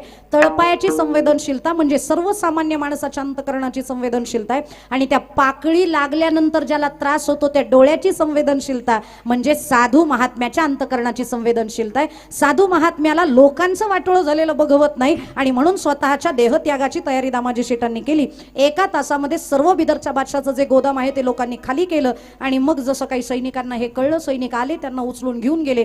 3 दिवस झालं दामाजी शेठ कारावासामध्ये आहेत. देवाला नैवेद्य जाईना, देवाला चैन पडेना. शेवटी त्यांनी डोळे झाकून विचार केला ज्याच्या हातनं जेवण करायची सवय आहे तो काही आज आलेला नाही, का आलेला नाही बघावं. डोळे झाकल्यावरती कळलं बिदरच्या बादशानं अटक केलेली आहे. क्षणाचाही विलंब लावला नाही, पटकन तेव्हा विटेवरनं उडी मारली, खाली आले. गुडघ्या एवढं धोतर घातलंय, बाराबंदी घातलेली आहे, मस्त असा पांढऱ्या रंगाचा फेटा घातलेला आहे, काळ्या रंगाची कांबळी खांद्यावरती घेतलेली आहे, हातामध्ये घुंगराची काठी घेतलेली आहे आणि देव बिदरच्या बादशाकडे निघाले. कशासाठी? दामाजी शेठांना सोडवायला. सगळेजण जागेत ना? भुकेनं झोप नाही लागली? मी वेळेत संपवणार आहे. मी अजिबात जास्त वेळ घेणार नाही. बरोबर मी 9ला म्हणजे 9ला सेवा संपवणार आहे. फक्त तुम्ही जागे राहा. आणि माझ्याकडे तसे 15च मिनिटं राहिलेत, कारण मला 15 मिनिटं फक्त सप्त्याच्या आयोजनाबद्दल थोडंसं बोलायचंय. त्याच्यामुळे 15च मिनिटं राहिलेत. व्यवस्थित सगळ्यांनी ऐका. आणि मग भगवंतानं ते रूप धारण केलं. पण दिसायलाच देव इतका सुंदर आहे, असा सुंदर आहे, तो जर मनुष्य रूपात आला तर तो किती देखणा दिसत असेल. मनुष्य रूपामध्ये राम बनून आले, त्याही वेळेला लोकांना भुरळ घातली. मनुष्य रूपामध्ये कृष्ण स्वरूप घेऊन आले, तरी लोकांना भुरळ पडली. आणि आता ज्या वेळेला दामाजी शेटांसाठी विठू महार बनून आले, तरी त्या रूपाची भुरळ लोकांना पडायला लागली. सगळ्या जणांनी ते रूप बघावं आणि कौतुक करावं. वा, काय देखणा पुरुष आहे. दिसायला काळाच आहे, पण नाकी डोळी किती किती सुंदर आहे. असा पुरुष बघितला नाही. किती सुंदर, किती देखणा. आणि देव आहेच सुंदर. राजस सुकुमार मदानाचा पुतळा रवी शशिकळा नापानिया कस्तुरी मळवट चंदनाची उटी रूपे सुंदर सावळा गे माये, सावळा गे माये. अजून एक सांगू. सुंदर ते ध्यान उभे विठे सुंदर ते ध्यान.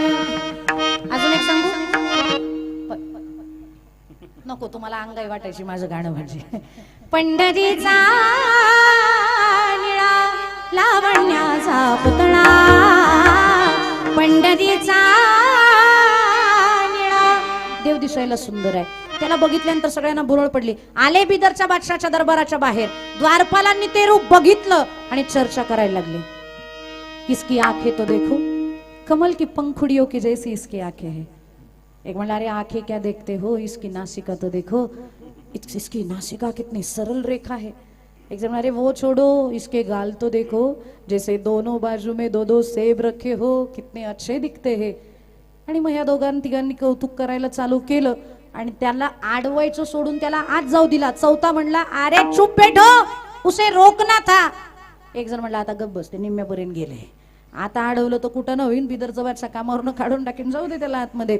भगवंत आतमध्ये गेले, पण द्वारपालांना त्याच्या रूपाची भुरळ पडली. नवल नाही हो. जसं बिदरच्या बादशानं लांबनच त्या देवाला बघितलं ना, लांबनच बघितल्यावरती त्यालाही त्या रूपानं मोहून टाकलं, आकर्षित केलं. आणि कधीच कुणासाठी न उठणारा, न वाकणारा आणि न झुकणारा बिदरचा बादशाह ताडकन उठून उभा राहिला सिंहासनावरती. नुसता उभाच नाही राहिला, तर 15 पायऱ्या उतरून खाली आला आणि खाली थेट त्या विठू महाराजांच्या समोर येऊन उभा राहिला. म्हणजे भगवंताच्या समोर येऊन उभा राहिला आणि विचारलं, कोण हो आप, कहाँ से आए हो, क्या काम है मेरे दरबार में. त्यावेळेला पाठीमागनं प्रधान म्हणतोय, अरे जरा दूर से बातचीत करो जहांपना, इतने नजदीक क्यों आ गए इसके. मग बिदरचा बादशाह म्हणतो, नजदीक मैं आया है, ये आया, अरे आप आए हो सिंहासन से उठ के इसके सामने तक आप चले आए. मग त्यानं हळूच विचारलं त्या बिरबला, त्या प्रधानाला, दिखता काला है, काली जादू वाला है. दिसतोय तो काळा वो, पण काय काळी जादू करणारा तर नाही ना. प्रधान म्हणला, बाकी कुछ भी हो जाए लेकिन दिखता तो अच्छा है, मुझे भी बहुत अच्छा लगा. पूछो उसे क्यों आया है. विचारलं, क्यों आए हो. मग विठू बाबानं सांगितलं, कुछ नहीं, मेरा मालिक आपने कैद कर रखा हुआ है, बस उसको छोड़ दो, हम निकल जाएंगे यहाँ से. कौन मालिक है तेरा. दामाजी नाम है उसका. अरे लेकिन वो तो गुनहगार है, उसने मेरा जो गोदाम था उसमें जो अनाज था वो सब लोगों में बांट दिया. उसका भुगतान कौन करेगा, नुकसान की भरपाई कौन करेगा. माझी हिंदी फार चांगली नाही बरं का, समजून घ्या. तशी माझी काही तुमची पण चांगली नाही मला माहिती आहे, कारण महाराष्ट्रातल्या सगळ्याच लोकांची हिंदी अशीच असते. मी बघते बघते गैर दपकन पड्या, हीच हिंदी आहे सगळ्यांची, त्याच्यामुळे तुम्हाला लक्षात येईल, मला कल्पना आहे. आणि मग त्यानं सांगितलं, बस मेरे मालिक को आजाद कर दीजिए, भुगतान कर दूंगा ना, मेरे पास बहुत है. त्यांनी खिशाचा असा बटवा काढला आणि जो पालथा केला, त्या बादशाच्या उंची एवढी रास लागली सुवर्ण मुद्रांची. आणि हे बघितल्यानंतर मात्र डोळे विस्फारले बादशाचे. उठाव उठाव, जितना निकले उतना उठाव. पटकन सैनिक धावले, त्यांनी ती आखी जी रास होती ती भरून घेतली. आणि तरीही सुवर्ण मुद्रा पडायच्या काही बंद होईनात हे कळल्यावरती मग बादशाने सांगितलं, रुक जावं. आणि मग त्याच्याकडे बघत बघत त्या बादशानं सांगितलं, मैं दामाजी को तो छोड़ दूंगा लेकिन बस तुझे रख लूंगा, तू मेरे यहाँ रह जा. म्हणला, ऐसे नहीं रहूंगा, तनख्वाह मिलती है मुझे मेरे काम की। अरे कितनी तनख्वाह देता है तेरा मालिक तुझको? दामाजी मेरे यहाँ काम करता है, वो देता भी होगा तो कितना देता होगा, कितनी तनख्वाह है तेरी? त्यानं सांगितलं आपको नहीं जमेगा, क्योंकि मुझे दामाजी 1 लाख तनख्वाह देता है। कितनी? 1 लाख। बिदरचा बादशाह म्हणला एवढं देखणं सोडायला नको। बिदरचा बादशाह म्हणला मैं 2 लाख दूंगा, अब तो रह जाओ। तो म्हणला इसी वजह से तो आप नहीं चाहिए मुझे मालिक, क्योंकि मेरा दामाजी 1 लाख देता है और ये 1 लाख ही मुझे चाहिए जो 2 लाख देता है। आधा संसार की ओर और आधा परमार्थ की ओर ऐसे भक्त मुझे नहीं चाहिए, ऐसे मालिक भी नहीं चाहिए, मी निकल राहू। भगवंत तिथून निघून गेले, दामाजी शेटांना मुक्त केलं। दामाजी शेटांना कारण कळलं नाही, सोडलं का? फक्त एवढं माहिती होतं की बादशाहनं सोडलंय। 8 दिवस गेले पण बादशाहला काही चैन पडेना। त्याला लाडवामध्ये विठूचा चेहरा दिसायला लागला, त्याला चपात्याच्या गोल आकारात ह्याचा चेहरा दिसायला लागला, त्याला त्याच्या बायकोच्या चेहऱ्यात विठूचा चेहरा दिसायला लागला। एकदा तर बेगम ओरडली, अरे बस भी करो, विठू नहीं मैं आपकी बेगम हूँ, क्या चालू है आपका? 8 दिन से देख रही हूँ, बस विठू विठू विठू, क्या इतना सुंदर है वो? तेवढ्यात पोरगी मध्ये आली आणि म्हणली, कुछ मत कहो उसकी बारे में, वो बहुत ही सुंदर है, अब्बा जान उसे बोलो ना, मुझे उससे शादी करनी है। असं म्हणल्यावरती मग कुटाणाच झाला। बिदरचा बादशाह म्हणला माझं होतं ते ठीक होतं, पण आता हिला आवडलाय म्हणल्यावरती भेटायला जावंच लागेल। त्या मुलीला घेतलंय, बायकोला घेतलं, लवाजमा घेतला आणि दामाजी शेटांच्या घरी गेले। तेरा जो नौकर है बस उसे बुलाव। कोण मेरा नौकर? दामाजी शेठ म्हणतात तिथं खायला घरामध्ये धान्य नाही, चिमणी कोकली तरी सुद्धा तिला द्यायला धान्य नाही, कुठला नौकर ठेवतो बाबा, माझ्याकडे नौकर नाही। मग बादशाहने सांगितलं झूठ मत बोलो, तुम्हें जो छुड़ाने के लिए आया था उसे बुलाओ। मग दामाजी शेटांनी डोळे मोठे केले, मुझे छुड़ाने के लिए कोई आया था? अरे आया था ना, क्या नाम बोला था? वही कुछ वो विठू महार। क्या बोला? विठू महार। जसं विठू हे नाव ऐकलं अंगावरती शहारे आले दामाजी शेटांच्या, डोळ्यातनं गळगळ अश्रुधारा व्हायला लागल्या आणि म्हणले देवा माझ्यासाठी तुला त्रास झाला आणि जर माझ्या चुकीची शिक्षा तुला भोगावी लागत असेल तर इथून पुढे चूक नाही करणार देवा। म्हणून पळत भगवंताच्या मंदिराकडे निघाले। पुढं दामाजी शेठ पळतायत, पाठीमागनं बिदरचा बादशाह ओरडतोय, अरे रुको, मुझे भी तो एक बार उसका दीदार दिखा दो, दीदार करा दो, मुझे उससे मिलना है, आओ आओ पीछे आओ। पुढे दामाजी शेठ, पाठीमागं तो बादशाह, त्याच्या पाठीमागं त्याची बायको, त्याच्या पाठीमागं त्याची मुलगी। कशाला? विठू महार बघायला आले मंदिरामध्ये। जसं देवाला बघितलं, लोटांगण घातलं आणि सांगितलं मला दिसला नाही सनी याला दिसलास, आता हे माग लागले दाखवा म्हणून, एकदा तुमचं रूप दाखवा। आणि मग विनंती, मग दामाजी शेटांचा अभंग आहे, निज रूप दाखवा हो, हरी दर्शनास द्या हो, निज रूप दाखवा हो। देवानं हळूच विचारलं, दाखवतो पण कोणतं दाखवू? त्यांनी सांगितलं जे चांगलं आहे ते दाखवा। मग चांगलं कोणतं? पार्था सदा विलेते प्रभु विश्वरूप दावा, मुरली मनोहराया वाजवीत पावा, एका करांगुलीने गोवर्धना निज रूप दाखवा हो, हरि दर्शनास द्या हो, निज रूप दाखवा हो। देवानं सोडलं ना विठ्ठल रूप, आला कृष्ण रूपामध्ये, हातात बासरी घेतली, वाजवायला लागला।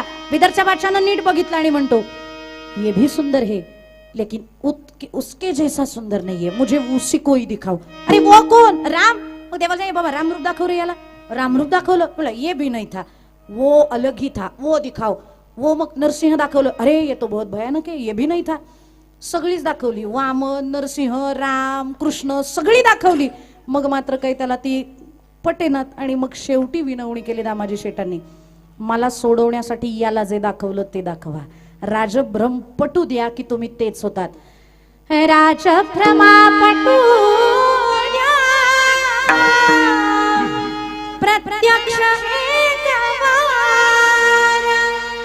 श्री कृष्ण विष्णू राम, तोची विठू महार, जाणीत नाम नासी, ती आग शांत बाहो, निज रूप दाखवा।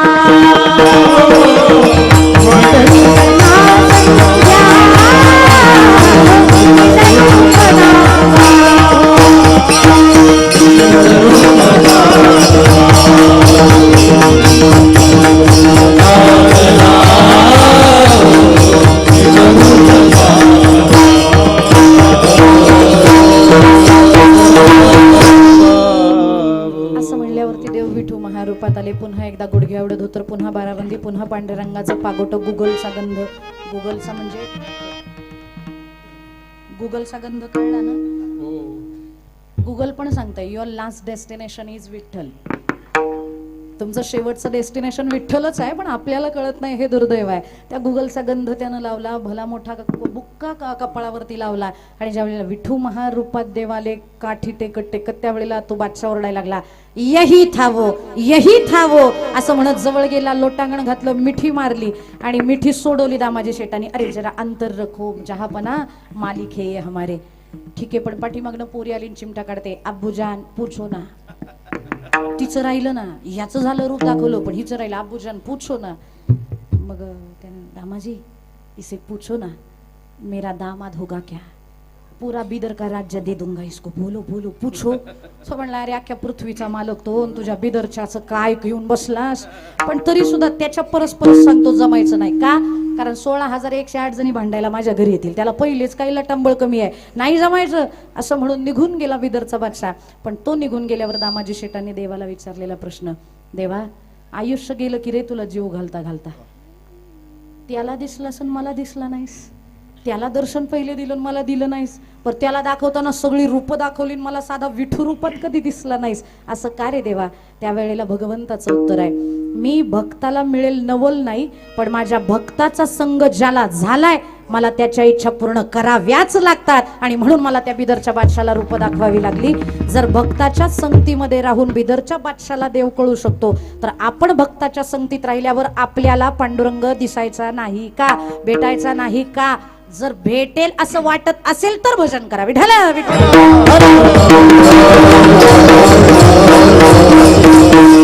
भक्तांच्या संगतीमध्ये गेल्यानंतर तुम्हाला देव भेटतात, आणि याच्यासाठी आपल्याला भक्त आवश्यक असतात. मग आता भक्त आवश्यक आहेत हे कळलं, पण भक्त कुणाला म्हणावं ते तर सांगा. मग तुकोबराय म्हणतात, ऐका भक्त कुणाला म्हणतात, अभंगाचं प्रथम ताईसे जाना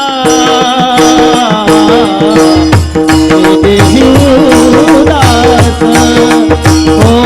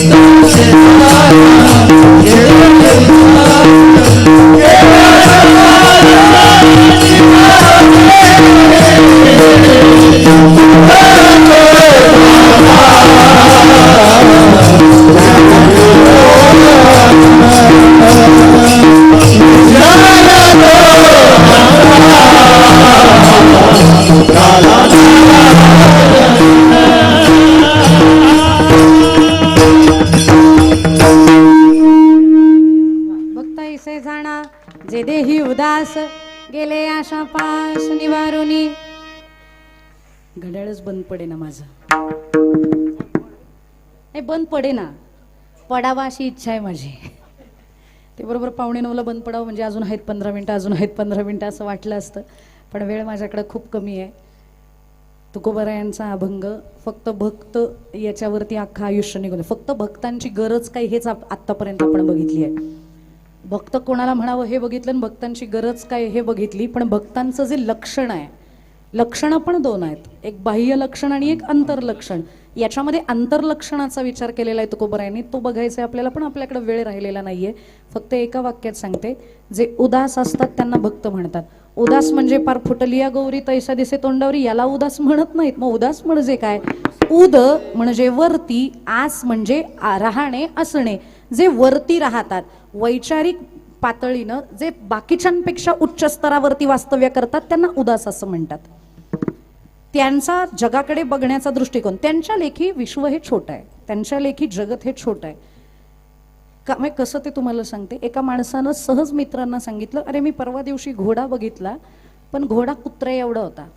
काय म्हणला तो, वाक्य नीट ऐका. मी परवा दिवशी घोडा बघितला, पण घोडा असा कुत्र्या एवढा होता. ते म्हणले, एकतर तू खोटं बोलत असशील, मजा करत असशील, किंवा तू मूर्ख असशील. घोडा आणि कुत्र यांच्यामध्ये कुठेच साम्य नसतं. अरे घोडा केवढा मोठा, कुत्र केवढं. पण त्यानं पुढं वाक्य सांगितलं, मी घोडा बघितला, तो कुत्र्या एवढा होता, पण तो घोडा मी विमानातून बघितला. तो घोडा मी विमानातून बघितला. मग विमानातून बघितल्यामुळं तो छोटाच दिसणार आहे.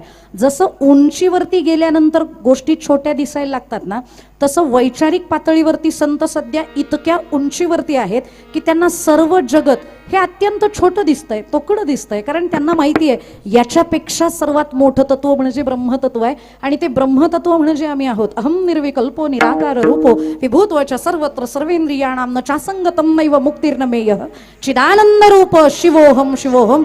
आणि ते तत्व जर मी असेल, अहम ब्रह्मास्मी, अयमात्मा ब्रह्म, तत्वम असी सर्वम खलविदम ब्रह्म, अयमात्मा ब्रह्म, मी वासुदेव तत्वता, हे जर तुकोबांना कळलंय तर तुकोबारायांना जग बारीकच नाही का. आणि मग छोट्या राहिलेल्या जगाकडे बघताना ते हे माझं आहे, मग यांचं कल्याण केलं पाहिजे, हा भाव संतांच्या अंतकरणात निर्माण होतो.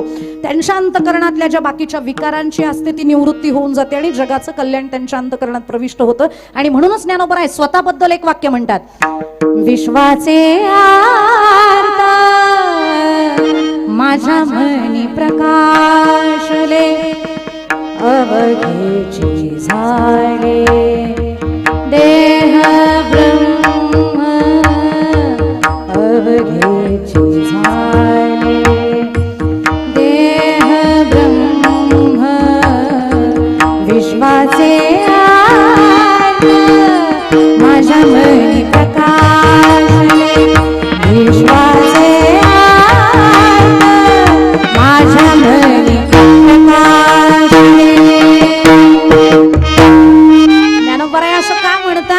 ज्ञानोबा म्हणतात, कारण घरच माझं विश्व झालंय आता.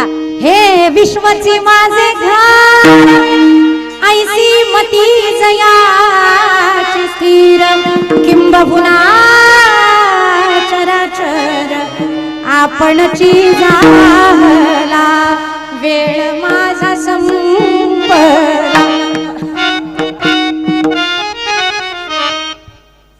हे पण सांगितलं मला. माझा वेळ संपलेला आहे, पण ज्ञानोबराय म्हणतात, म्हणूनच ज्ञानोबरायांनी शेवटची जी मागणी मागितली ना, ते दान मागत असताना स्वतःसाठी, महाराष्ट्रातल्या लोकांसाठी, भारत किंवा काही सप्तखंडासाठी, नवखंडासाठी, द्वीपांसाठी मागितली नाही. पसायदान मागितलं, ते वैश्विक मागितलं.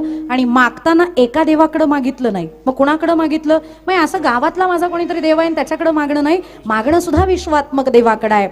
आता विश्वात्मके देवे येणे भाग्यते तोषावे, तोषणी मज द्यावे पसाय दावे. विश्वात्मक देवाकडे ज्ञानोबरायांनी मागणं मागितलंय. आणि म्हणून हे भक्तच असे असतात की जे या सगळ्या किरकोळ गोष्टींच्या पलीकडे गेलेले असतात. आणि म्हणून हा सगळ्यात पहिला मुद्दा, गेले आशा पाश निवारुनी, ज्यांचं घरच विश्व झालंय, काय मागणं मागतील ते? बंगला, गाडी, विश्व ज्यांचं घर आहे त्यांनी बंगला कसा मागावा. त्याच्यामुळे ज्ञानोबराया गेले आशा पाश निवारुनी. मग त्यांच्या आयुष्यात राहिलं काय? भजन. विषय तो त्यांचा झाला नारायण. नावडे जन मन माता पिता. मग आवडे काय? विठोबा रखुमाई.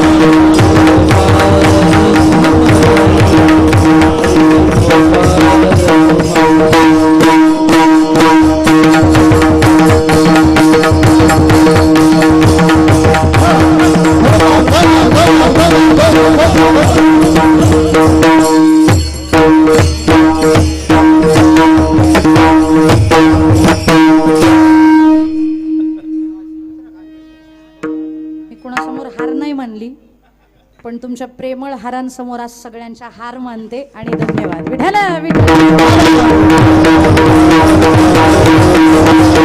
भक्त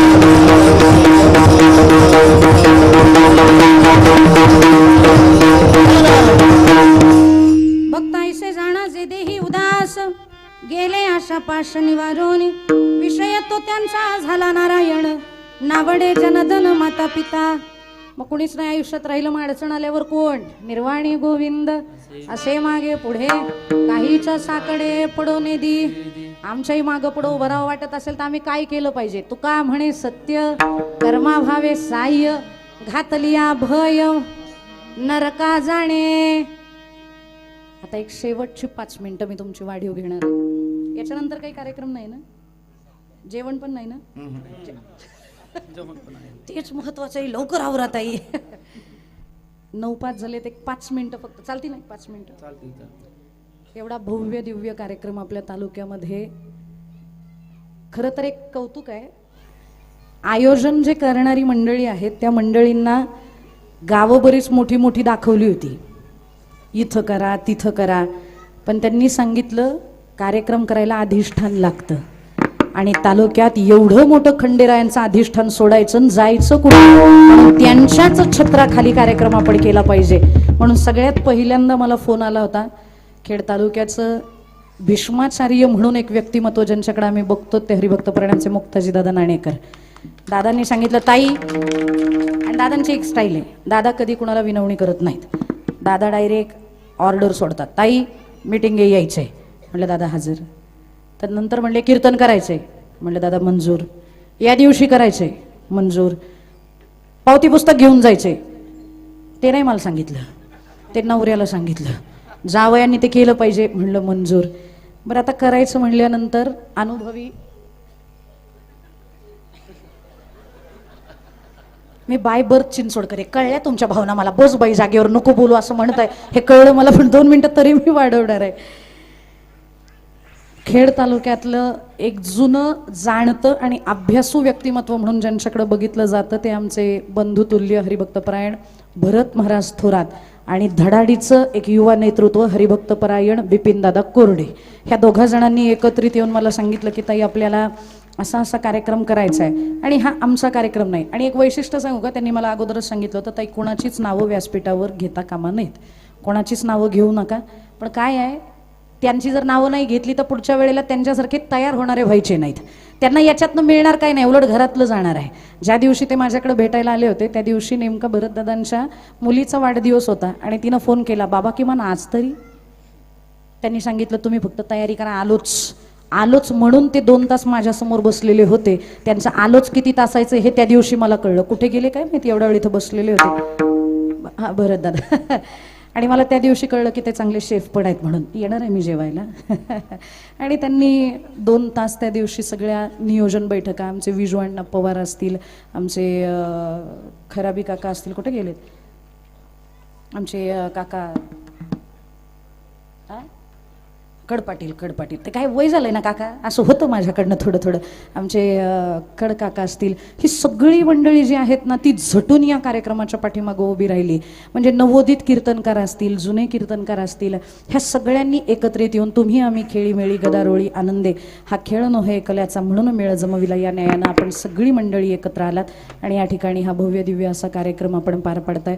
या कार्यक्रमाला स्वरूप येण्यासाठी हा मंडप अत्यंत सुंदर रीतीनं ज्यांच्याकडनं आपल्याला आलेला आहे ते घनवट कुटुंबीय, एकदा त्यांच्यासाठी सुद्धा आपण त्यांचं ऋणनिर्देश केलं पाहिजे. वॉटरप्रूफ असा हा मंडप त्यांनी या ठिकाणी दिलेला आहे. आणि सगळीच जी गुणीजन मंडळी आहेत तालुक्यातनं सगळी झाडून आलेली आहेत. येणं सोपं नाही. काळूस कुठं, ठाकूर पिंपरी कुठं, इकडं पाईट कुठं, वाडा कुठं, ही सगळी अशी परिसरातनं आलेली ही सगळी मंडळी आहेत. ह्या सगळ्या मंडळीच्या चरणारविंदावरती माझं मी जे शीर आहे ते मस्तक नमवते, तुमच्या चरणावरती नतमस्तक होते. आणि पखावज वादक मला वाटलं 2 जण आहेत, पण जवळ आल्यावर कळलं 2 जण नाही 6 जण आहेत. खाली 4 आहेत आणि वरती 2 जण आहेत. अत्यंत गोड साथ केली आणि तुमचा हात इतका भयानक चालतो. तब्येत बघितल्यावर मला शंकाच आली होती, म्हणलं वाजवू शकतील का, पण तुम्ही इतकं डेंजर वाजवत आहेत. ते म्हणतात ना ताकदीवरती काही नसतं, मनगटात धमक असली की पखवाज गोड बोलतं. आणि तुमचा त्या पखवाजावरती असणारा जो कंट्रोल आहे तो अत्यंत सुंदर आहे. छान साथ आपण केली आणि तुमचं तर काही बोलायचंच नाही. तुमच्यावरती त्या वाद्याचीच इतकी कृपा झालेली आहे की तुम्ही वाजवतच नाही, वाद्यच तुम्हाला वाजवून घेतं. असं वाजव मला म्हणून एवढी गोड पेटी आपण वाजवली. काका आपले ऋण व्यक्त करते. दोन्ही चोपदार विणेकरी आणि सगळ्यात महत्त्वाचं माझा आवाज शेवटच्या माणसापर्यंत व्यवस्थित गेला पाहिजे याच्यासाठी प्रयत्नशील राहणारे साऊंड सिस्टीम ऑपरेटर दादा आपलेही ऋण व्यक्त करते. सुंदर अशी सिस्टीम आपण लावलेली आहे. तुकोबरायांच्या वेशात असणारे महाराज आपले ऋण व्यक्त करते. त्याचबरोबर 2 तास गळ्यात टाळ नसताना सुद्धा जे 2 जण दादा उभे राहिले, पुढच्या वेळेला गळ्यात टाळ घेऊन ते उभे राहतील. हे 2 जण शूटिंग करणारे, 3 जण शूटिंग करणारे दादा यांचेही ऋण व्यक्त करते. जमलेला श्रोतृवृंद एकच प्रमाणात तुमच्यासाठी मस्तक हे पायावरी या वारकरी संतांच्या. ही जी माती आहे ती नेमाच्या कीर्तनकारांची आहे. वैकुंठवासी मणिलाल काका कडदेकर त्यांची ही माती आहे. त्यांची ही जन्मभूमी आहे, कर्मभूमी आहे. आणि त्यांचे चिरंजीव सुद्धा अगदी समर्थपणानं रंगनाथ दादा नायकवडे हा जो काही वारसा आहे, आम्ही चालवू हा पुढे वारसा, म्हणजे ही माझी मिरासी ठाव तुझे पायापासी, त्यांचा धरीना अभिमान करीना आपुले जतन, हे जतन करण्याचं काम ते करतायत. आणि म्हणून एकदा मला तर काही फार मोठं काम करता आलं नाही, पण तरी सुद्धा किमान भजन तरी व्यवस्थित झालं पाहिजे या न्यायानं मी आज इथे आले. कीर्तनाला म्हणजे मी पहिल्या दिवशीचं कीर्तन मला जरी येता आलं नाही तरी मी लाईव्ह रोज कीर्तनं बघतीये. सकाळी ज्यांचं धडाकेबाज कीर्तन झालं ते कीर्तनकार समोर माझ्या बसलेले आहेत वैभव दादा. म्हणजे नवीन पोरं एवढी गोड बोलतात, इतकी छान बोलतात, हे मला त्यांचं कीर्तन ऐकून कळलं. फार सुंदर सेवा. आणि तुमचं सकाळी कीर्तन करून तुम्ही आता कीर्तनाला बसले हे तुमचं वैशिष्ट्य आहे. कारण काय गरज आहे आता माझं सकाळी कीर्तन झालं मी नाही जाणार संध्याकाळच्या कीर्तनाला असं म्हणू शकले असते, पण तेवढे ते म्हणतात ना विद्या विनयेन शोभते, ते विद्या तुमच्याकडे आली आहे कारण तुमच्याकडे विनय आहे आणि ती टिकून राहावी अशी मी भगवत ज्ञानोबरायांच्या चरणी प्रार्थना करते. आणि हा भाग आपला वारकरी संतांचा भाग म्हणून ओळखला जातो. म्हणून एकदा सर्व मंडळींनी 2 मिनिटं थोडंसं ताट बसा. कोंडाजी बाबा डेरे, साधू बाबा वायकर, मारुती बाबा गुरव, म्हणजे ही मोठी मोठी माणसं आपल्या तालुक्याला लाभलेली आहेत. मणिलाल काका, ह्या सगळ्यांनी नेमाचं भजन केलेलं आहे. नेमाचं भजन झाल्यानंतर सगळ्या संतांचं नाव घेणारं एक भजन ही वारकरी मंडळी करायची, ते तुम्हाला माहिती असेल. ते भजन सगळेजण आपण करणार आहोत, कारण संतांचं नाव घेतलं की पाप जातं. पुण्यवंत व्हावे घेता सज्जनांची नावे, म्हणून सगळ्यांनी एकदा संतांचं भजन करायचंय आणि आपण सेवेला पूर्णविराम देणार आहोत. निवृत्ती ज्ञानदेव सोपान मुक्ताबाई सांग बोधला शेत मोहन सावतामाळी गोरा बाबा सहान बाबा कोंडाजी बाबा रावजी बाबा वाजोळे बाबा सीताराम बाबा वामन बाबा एकनाथ नामदेव ठिकाणा